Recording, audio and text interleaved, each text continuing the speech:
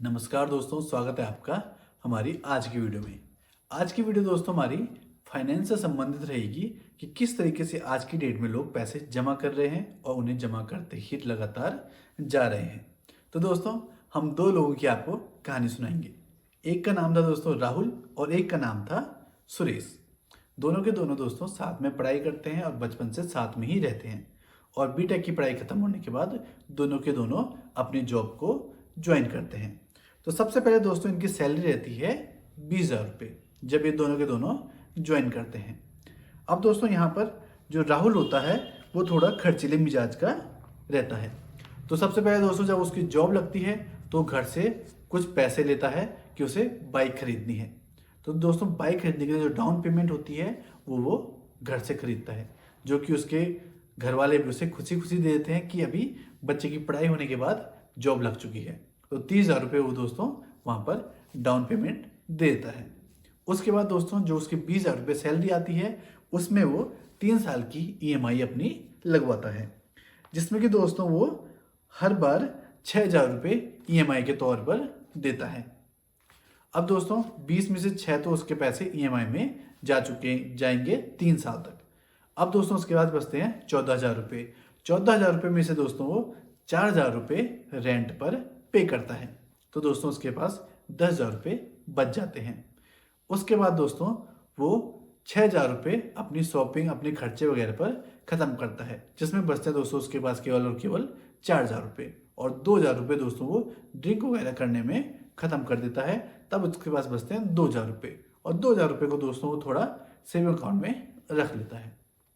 उस दूसरी जगह पे दोस्तों दूसरा लड़का होता है सुरेश, जो कि दोस्तों बहुत ही ज़्यादा शरीफ होता है और बहुत ही ज़्यादा समझदार लड़का रहता है। वो लड़का दोस्तों जो उसकी 20,000 रुपये की सैलरी आती है उसमें से 6,000 रुपये की EMI करता है। इसके अलावा दोस्तों वो रेंट पर रहता है। जिस रूम की राहुल 4,000 रुपये दे रहा है वहाँ पर वो पार्टनर में रहता है और 2,000 रुपये उस जैसे रूम का चार्ज पे करता है। तो दोस्तों उसका टोटल जो अभी तक पैसा लगा है वो 8,000 रुपये लगा है। 6,000 रुपये की उसने EMI की है और 2,000 रुपये का उसने रेंट पे किया है। अब उसके पास दोस्तों 12,000 रुपये बचते हैं। 12 में से 6,000 रुपये दोस्तों उसका नॉर्मल खर्चा हो जाता है, जो कि खाने पीने में खर्चा रहता है। तब उसके पास बचता है दोस्तों 6,000 रुपये। 6,000 रुपये में से दोस्तों वो अपने 4,000 रुपये सेव कर लेता है और 2,000 रुपये और इन्वेस्ट कर लेता है। तो इसकी टोटल दोस्तों जो इन्वेस्टमेंट हुई वो हो गई 12,000 रुपये की। अब दोस्तों देखते हैं 3 साल बाद क्या होता है।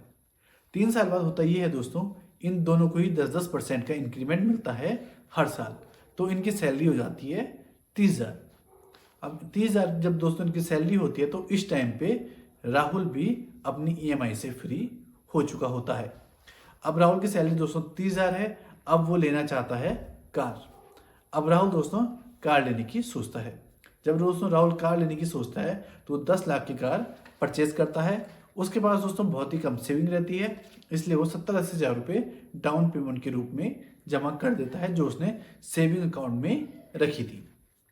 अब दोस्तों जब वो 70-80 हज़ार रुपये सेविंग अकाउंट में की डाउन पेमेंट में दे देता है तो उसकी EMI जो लगती है दोस्तों वो लगती है 15,000 की। अब दोस्तों राहुल के पास बचते हैं 15,000 रुपये। रेंट उसका फिर से दोस्तों 4,000 हो गया 19 और 6,000 रुपये दोस्तों उसका फिर से एक्सपेंड ऐसे ही हो जाता है नॉर्मल खर्चों में। तो दोस्तों 25,000 रुपये उसके फिर से खर्च हो जाते हैं। इसके अलावा दोस्तों वो थोड़ा ड्रिंक हैबिट वगैरह ज़्यादा करने लगा है तो उसके 3,000 रुपये ऐसे ही खर्च हो जाएंगे। तो टोटल दोस्तों उसका खर्चा हुआ 28,000 रुपये और वो अभी भी सेविंग कर रहा है केवल और केवल 2,000 रुपये। इसकी जगह देखें दोस्तों जो सुरेश की कंडीशन है उसने 3 साल में उसकी सैलरी भी अब 30,000 रुपये हो चुकी है।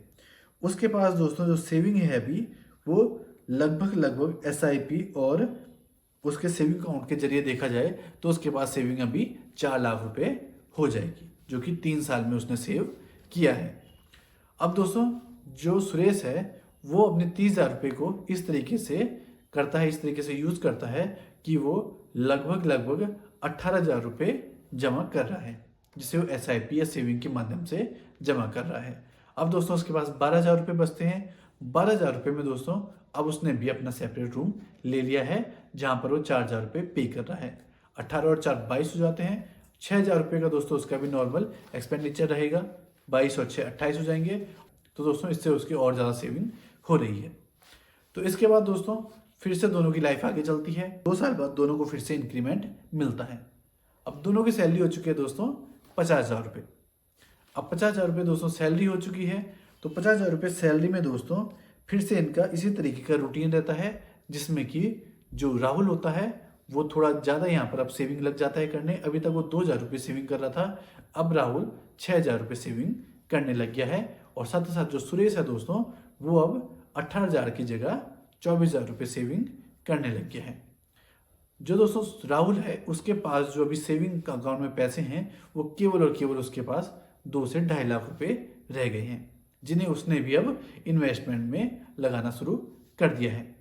उसके अलावा दोस्तों जो सुरेश है उसके पास एक अच्छा खासा कॉर्पस बन चुका है, जो कि अब तक उसके पास 9 से 10 लाख रुपए का कॉर्पस रेडी हो चुका है।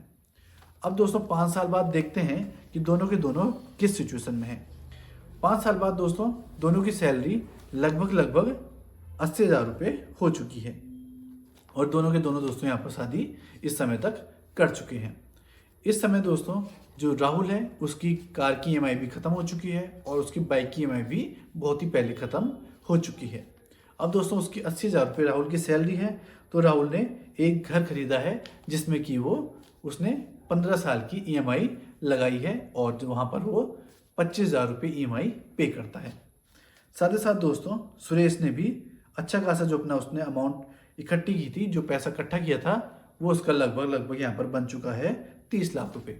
अब 30 लाख रुपए से उसने भी दोस्तों एक घर खरीद लिया है, जिसमें उसने कुछ लोन भी लिया है, जिसकी वजह से उसे भी लगभग 7 से 8,000 रुपये की ईएमआई पे करनी पड़ रही है।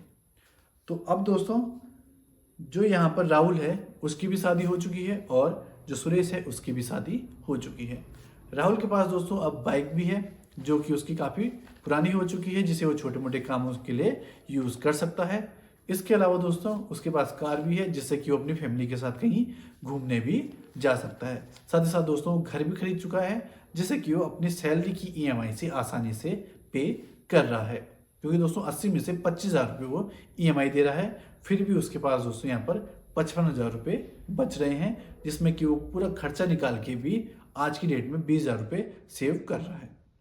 और यहीं पर दोस्तों सुरेश है, जिसने कि पूरा का पूरा पैसा जमा कर रखा है। उसने 30 लाख रुपए जमा किए हैं, उसके बाद उसने 5,000 रुपये अब ईएमआई पे कर रहा है। उसके पास 75,000 रुपये अब शेष बच रहे हैं सैलरी में से। अब दोस्तों और ज़्यादा ईएमआई कर रहा है और ज़्यादा पैसा इन्वेस्ट कर रहा है, जिसमें वो 40,000 रुपये इन्वेस्ट करने लग गया है। लेकिन दोस्तों 40,000 रुपये इन्वेस्ट तो कर रहा है, लेकिन उसने अभी तक कार और बाइक नहीं खरीदी है। वो केवल और केवल पैसों को इन्वेस्ट ही कर रहा है। अब दोस्तों देखने में आए तो अभी तक हमें सुरेश बहुत ही ज़्यादा शरीफ और समझदार इंसान यहाँ पर दिखाई दे रहा है। लेकिन दोस्तों अगर हम इसका पूरा का पूरा कंक्लूजन निकालें तो सबसे अच्छी लाइफ राहुल ने जी है, जिसने कि समय पे बाइक ली थी और अपने को ट्रांसपोर्ट में ज़्यादातर नहीं झोंका है। उसने अपना टाइम बचाया है और साथ ही साथ काम करता रहा है। उसके बाद दोस्तों उसने अपने लिए कार खरीदी है, जो कि उसकी फैमिली के लिए आज भी यूज आ रही है। और सही टाइम पे दोस्तों उसने अपने लिए घर भी खरीद दिया है और शादी भी कर चुका है। यही पर दोस्तों सुरेश जो है वो लगातार पैसे को जमा करता रहा है और लगातार पैसे को जमा करता रहा है। इसमें उसने लाइफ को एंजॉय करना बिल्कुल ही छोड़ दिया है। दोस्तों जो हमारे पास है 10 साल का समय है, वो 10 साल का जो समय दोस्तों हमने यहाँ पर बताया है वो केवल पैसे कमाने के लिए नहीं होता है। जो दोस्तों हमारी लाइफ होती है, जो लाइफ का स्पान होता है, वो सबसे ज़्यादा कीमती होता है। हमने 10 साल में दोस्तों एक इंसान ने 50 लाख रुपए बचाए हैं और एक ने 10 लाख रुपए बचाए हैं। तो दोस्तों इससे ये नहीं होता है, वो संदर्भित नहीं होता है कि किसने लाइफ को अच्छे तरीके से जिया है, किसने उस टाइम का अच्छे से यूज़ किया है। अच्छे से यूज़ दोस्तों तभी किया जा सकता है जब वो उस समय में खुश रहा हो, उसने अपने लिए कुछ काम किया हो। इसके अलावा दोस्तों अगर आपके पास स्किल्स हैं और आप अपनी स्किल्स के लिए लगातार काम कर रहे हैं तो समय के साथ दोस्तों आपकी सैलरी इंक्रीज होती है, आपके पास अच्छा पैसा आता है और आप अच्छे तरीके से उसे इन्वेस्ट कर सकते हैं और नई नई चीज़ों को ले सकते हैं। अगर दोस्तों आपके पास स्किल्स कम है, आप जो हमारा समाज चल रहा है उसके स्किल्स से पीछे चल रहे हैं, तब हमें बहुत ही ज़्यादा सेविंग पे रिलाई रहना पड़ेगा। क्योंकि दोस्तों राहुल ने भी सेम मेहनत की थी, इसलिए दोस्तों आज की डेट में 80,000 रुपये सैलरी कमा रहा है, जिसकी वजह से वो सारे के सारे काम आसानी से कर सकता है। इसी तरीके से दोस्तों सुरेश भी ये काम कर सकता है, लेकिन उसने अपने जो उसके 10 साल हैं उनको उसने दोस्तों बहुत ही ज़्यादा सेक्रीफाइस किया है, उनमें बहुत ही ज़्यादा परेशानी खड़ी की है अपने लिए और बहुत ही ज़्यादा परेशानी को देखा है। इसलिए दोस्तों अगर हमारे पास स्किल मार्केट में जो स्किल चल रही है उनसे अच्छी है और हम मार्केट के इन्फ्लेशन को हर साल बीट कर रहे हैं, तो दोस्तों हमें बहुत ज़्यादा अपनी लाइफ को इस तरीके से नहीं जीना चाहिए जिससे कि हमें मेंटल प्रेशर हो और हम परेशान रहें। इसमें दोस्तों जो सुरेश ने लाइफ जी है उसमें तो एक सिचुएशन ये भी आती है कि वहाँ पे हम मेंटल पीस खो देते हैं और हमारी तबीयत बिगड़ सकती है और हम मानसिक रोगी बन सकते हैं। इसलिए दोस्तों हमें अपनी लाइफ के समय को एंजॉय करना आना चाहिए और इस तरीके से सेविंग करनी चाहिए कि हम लाइफ को भी एंजॉय कर सकें और अपने भविष्य को भी सिक्योर कर सकें। मिलते हैं दोस्तों नेक्स्ट वीडियो में, तब तक के लिए दीजिए इजाजत। धन्यवाद।